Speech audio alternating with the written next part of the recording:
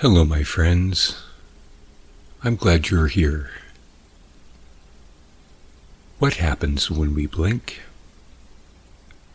The long answer is pretty obvious. We blink to clean our eyes, to keep them moist. But we also blink to allow our brains to process incoming images and stimulate our retinas. In the flash of time it takes to blink, our brains also do a momentary reset in an attempt to allow mental information to form and be considered. But during that time, for the briefest of moments, our brains stop. What happens during that time? That time we don't notice we aren't thinking, aren't looking, aren't processing. The short answer is everything. Close your eyes and enter the blink space.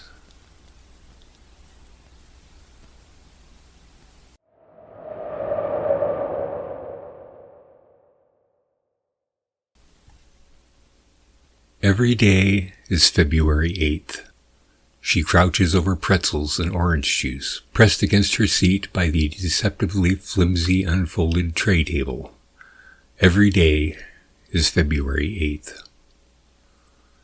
Out the window, clouds slide by, thin, wispy, high-altitude clouds, more like streaks or rips. Far, far below, the black ocean glitters, reflecting the full moon in a million instant flashes. She looks up and sees the moon swollen high in the sky. She breathes deeply, and the dry air scrapes her lungs. February 8th. She wipes the last of the pretzel salt from the bag, licks her finger, polishes off the rest of the orange juice, and quietly curses the combination of flavors. She leans back, eyes closed. "Where are we going?" she asks in that special way. The voice beside her answers immediately. "Reykjavik," in a deep and confident tone. "Reykjavik," she whispers. She sighs. She remembers. This is her job, remembering. "Sybil Drake," she says. "Excuse me?" a voice to her left asks. She opens her eyes and sees a pretty young woman next to her in the middle seat. She smiles and extends a hand. "I'm Sybil Drake," she says. The woman smiles back, takes the offered hand. Julie Tabak." The man next to Julie waves. "My husband, Anthony," she adds. "We just got married. We're going to visit Anthony's grandparents." Sybil smiles. They reek of being in love, these two, and it reminds her of her own life, her wonderful, wonderful life. "Congratulations," she says, and she means it. "I've been married 15 years, and I can't recommend it enough." "Really?" asks Julie. "Really," says Sybil. "Where's your husband now?" asks Anthony. "He's home," says Sybil. "Home with the boys, 2 of them, 5 and 9. "And you left them alone?" Julie asks in mock horror.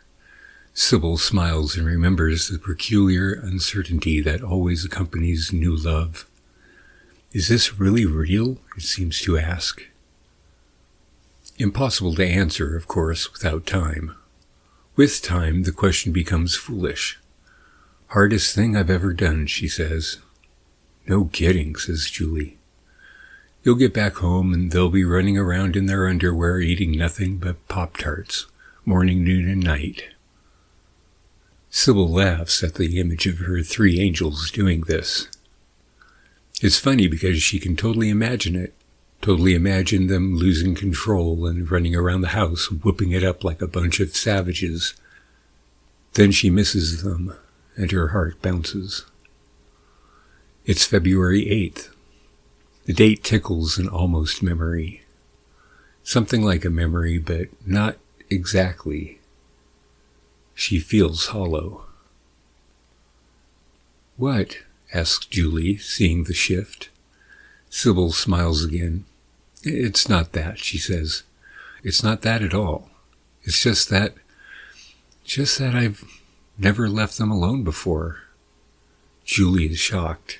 "Never?" Sybil shakes her head. "I'm a homebody." She gestures at herself, at the crisp business suit, at the professional hairstyle. "This isn't really me," she says. "I've never been away from my family." Anthony's interested now. "Never?" "I was married right out of high school, moved into our place from home. I was a housekeeper, and then a mother. Never did anything else." "What about now?" he asks. Sybil smiles again and leans forward conspiratorially. "Now I'm terrified," she admits. They're confused. "I'm a writer," Sybil explains. "Have been all my life. Never sold anything, never published anything, never even sent manuscripts out to publishers.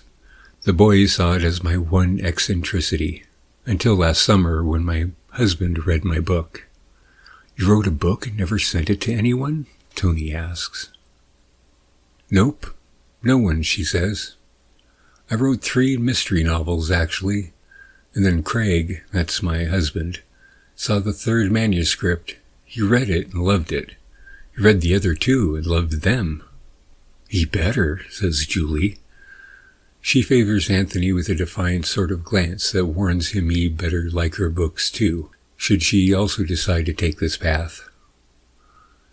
"He insisted that I send all 3 to a publisher immediately." He insisted. "He found an address, brought me the envelopes, and helped me write out a cover letter and everything. The boys helped too, talking me up, telling me that they believed in me." "What happened?" asks Anthony. "I sold it," says Sybil. "I sold all 3. I sold all 3 to the same publisher, and they want more." "That's great." Sybil nods. "So they're sending me to Iceland for a photo shoot, because the novels take place in Iceland." Julie raises an eyebrow. "They're sending you just for pictures?" Sybil nods. "It's crazy, I know. Just pictures." "But that's great," says Anthony. "Why would you be terrified of that?" "Because they're taking the pictures tomorrow," Sybil thinks, and feels hollow again. She looks at them, not sure how to explain what she feels. There's nothing wrong, she thinks. It's scary because I've never done this before, never thought I could do this before, and here I am. First time out the gate, and I'm doing it. How could that be anything but terrifying? That's what she wants to tell them, and that's what's probably true, but that's not what feels true. That's not what's haunting her secretly from behind her brain. Behind her brain is February 8th, and she feels hollowed out, stretched thin, impossibly twisted. Sybil shakes her head. "I don't know," she says, and it's the truth. The stewardess breaks the spell. "Can I take that from you?" She holds a bag and gestures towards Sybil's cup.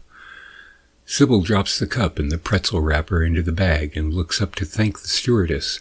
She looks into the woman's eyes, and they are hollowed out as well. A weary sadness hovers over them, painfully visible behind the smile, behind the perky cock of the head. Sybil holds those eyes in hers, and the stewardess holds the gaze for a second longer than normal, instinctively reciprocating. "I'm so sorry," whispers Sybil. The rumbling roar of the engines masks any sound that might have come out, but her lips move, and her heart stretches out, and this empathy breaks through the cloud around the stewardess for the briefest moment, like a needle through thick cloth. The stewardess stares, caught, exposed, puzzled, And then her mask clamps back down. Her face becomes professional again, and her smile practiced perfect. "Thank you," she says, shaking the bag slightly to emphasize that this is the only reality she will acknowledge, and she is rejecting whatever it is that just happened. She moves on. Sybil turns back to the window, her mind racing. Anthony asks, "Are you okay?" But she doesn't hear his voice. His words are only vibrations, air shaking against membranes in her ears. She's not listening. Something's going wrong. Her hands shake and her heart rate increases. Whatever it is, it's behind her brain, back where her terror comes from. What is it? She stares outside. It's February 8th. The wing of the plane moves slightly, the running light bobbing up and down. She knows this motion. She's seen it before. It's normal. This isn't the problem. The ocean below shimmers silently, beautifully. It could be an ocean of black mercury. It's so surreal. This is normal as well. This isn't the problem. But as she says that, she feels the thing behind her brain stirring. It's close, she thinks. She sees the distant line of lights and the coast of Iceland coming closer with every second, but seeming so far away. No, she thinks, that's normal too. It's all beautiful, but it's all that it should be. She feels this. This is not the problem, but something is. Something is. She looks up. The moon is full and brilliant, and the stars are gone from the sky because of its light. The thing behind her brain lunges forward, racing, charging blindly to a place where she can tell what it is. The moon, Sybil says. It's the moon. Julie looks out the window, too, and Sybil stares at the moon, at the perfect silver disk. She hears Julie say something, but she can't stop to even understand what the words are. She stares at the moon. She stares at it, and she's afraid. There is a wobble, and she wants to think it's the aircraft, but it's not. It's the moon. It billows, stretches impossibly, distending. The moon shatters. The light flickers out over the ocean, and she cannot take her eyes from the place. Stars spring out. She hears a few gasps from elsewhere in the plane, other people who happen to be looking out, who don't know what just happened, or who don't understand, or who simply don't believe. But she knows. She watched it, and her eyes are not blinking. Her eyes are not blinking because where the moon used to be, where the glittering spread of stars now shines, there is a circle, a black circle. Now the plane does buck slightly, and Sybil's stomach lurches, but she ignores this. She watches the circle as it grows. You couldn't just tell us, she thinks. You couldn't just let us find our own peace with it. We had to hide it from everyone else. Had to hide this intruder, this monster of a planet, dark and solid, hurtling through space. In one instant, she hates every astronomer on the planet, every astronomer and their terrible secret. In the same instant, she feels a great sadness for them, knowing the burden they carried in secret. For how long, she wondered. The answer comes to her instantly. For only a week. The circle grows, and there are red, glowing veins on it. Friction rips from the death of the moon, spreading to reveal the intruder's mantle. The sun, on the other side of Earth, lights a ring around the planet as it comes closer. Her heart stops, and her stomach lurches again. She feels light and buoyant as if cresting a hill. The plane bucks again. The engines pitch high and the scene shifts, but not enough to block it, not enough to block her view of the intruder.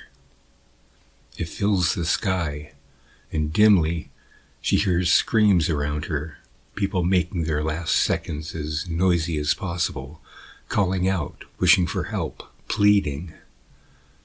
Buoyancy increases, and the plane bucks a third time. This time there is no recovery. It's gravity, she thinks, inverse square of the distance. As the intruder gets closer, we are pulled away. Her eyes flicker down, but the ocean is not visible. The ground is not visible. She looks back to the sky. The stars are gone, and the sky burns violet, cracking open. She feels herself, the airplane, the world, falling upward. And then there is a noise like no living creature should ever hear, a stretching, tearing, unbelievable ripping. It's February 8th, when Earth shatters. And there was nothing.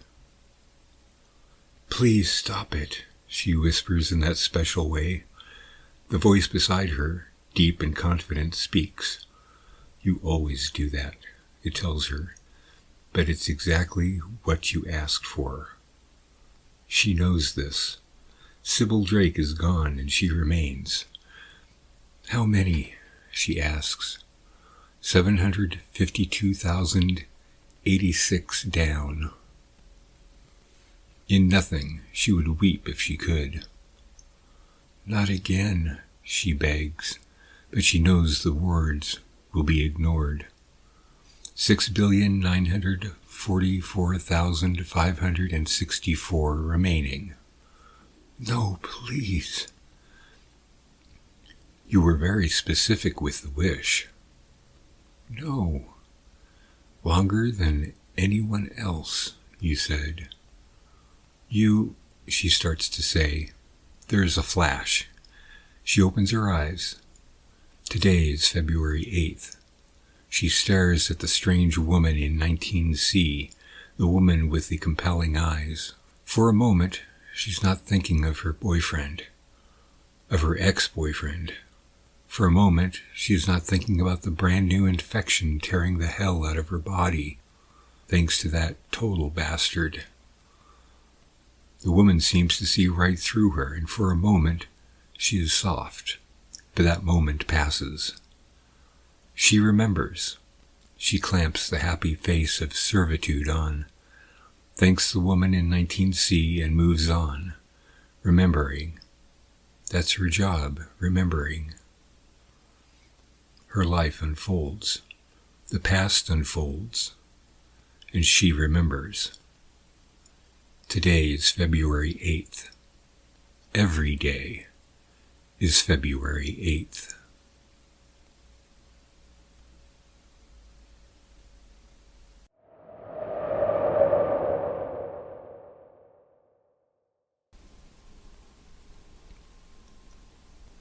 If you've enjoyed this story, many more can be found in the collection of short stories by Edward Martin III, Close Your Eyes, Tales from the Blinkspace, available at Hellbender Media at hellbendermedia.com.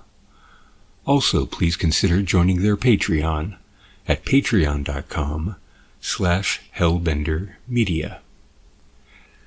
This story was written by Edward Martin III and recorded and edited by Andrew Wakefield, who can be found at youtube.com/@awake since 1963.